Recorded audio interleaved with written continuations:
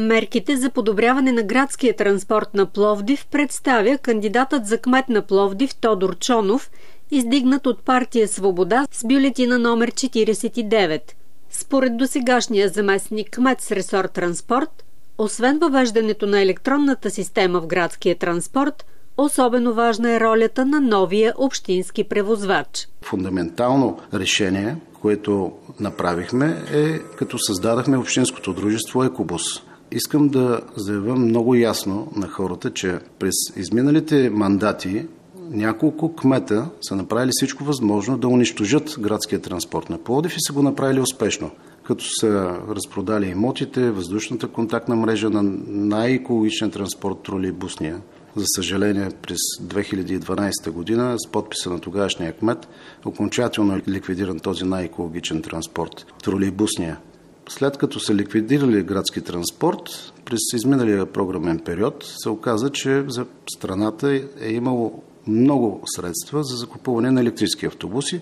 Възползвали се общини като София, Варна, Бургас, Стара Загора, да не ги изброявам всички. Само Пловдив не се е възползвал, защото е нямал собствено дружество. И Шумен са опитали чрез тяхната траурна агенция да кандидатстват, но сами разбирате, че това няма как да стане пред Европа, не минават такива номера.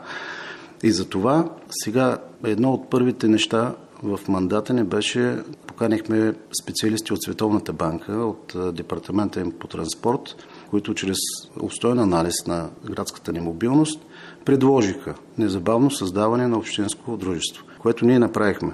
Определихме имот 20 декара в район Тракия, който ще бъде използван за депо и изграждане на зарядни станции за тези електроавтобуси, които ще се закупят от Екобус. И създадахме и Общинския съвет прие 2 нови линии, които добавихме към общинската транспортна схема с номера 103 и 104. 103 тръгва от Тракия, моста на Адата до английската и руската гимназия. 104 от Коматево през новия пробив Модър Царевец, отново до английската и руската гимназия, където всички знаем, всички пловдивчани знаем, че там има най-много концентрация на ученици, плюс студентите от филиала на Пловдивския университет, плюс персонала.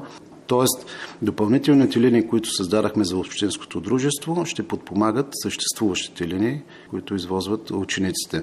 Още веднъж да кажа, идеята за създаването на общинското дружество Екобус е първо, общината да може да бъде бенефициент по европейските програми и по плана за устойчивост и възстановяване, за привличане на европейски средства, с които да закупи 100% електрически автобуси. Второ, идеята е Екобус приоритетно да извозва ученици и студенти.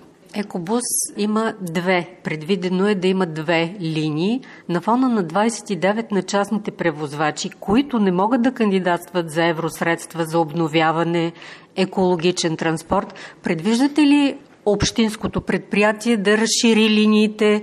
Какъв е погледа напред за неговата работа? Един от 3 дългосрочни договори, който е подписан през 2016 година, изтича през 2026, което е съвсем скоро.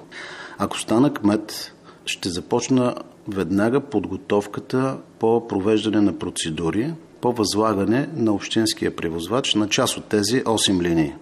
Тоест, според готовността на Екобус, общината, това е изцяло така смело управленско решение, може да възложи, съгласно регламента, Европейския регламент 1370, може да възложи пряко, без обществена поръчка на собствения си оператор, линии толкова, колкото може да изпълнява. Тоест, ако има пълна готовност през 26-та година, Екобус може да поеме 8 линии, плюс тези 2, които създадахме. Това е 1/3 от общинския транспорт. Можем да си го отвоюваме за общината и за хората. Аз съм оптимист, че това може да се случи на фона на огромните средства, които се очакват по плана за устойчивост и възстановяване и по останалите оперативни програми. Знаете, Европа дава много пари за зелени инициативи, а екологичната градска мобилност е една от тях.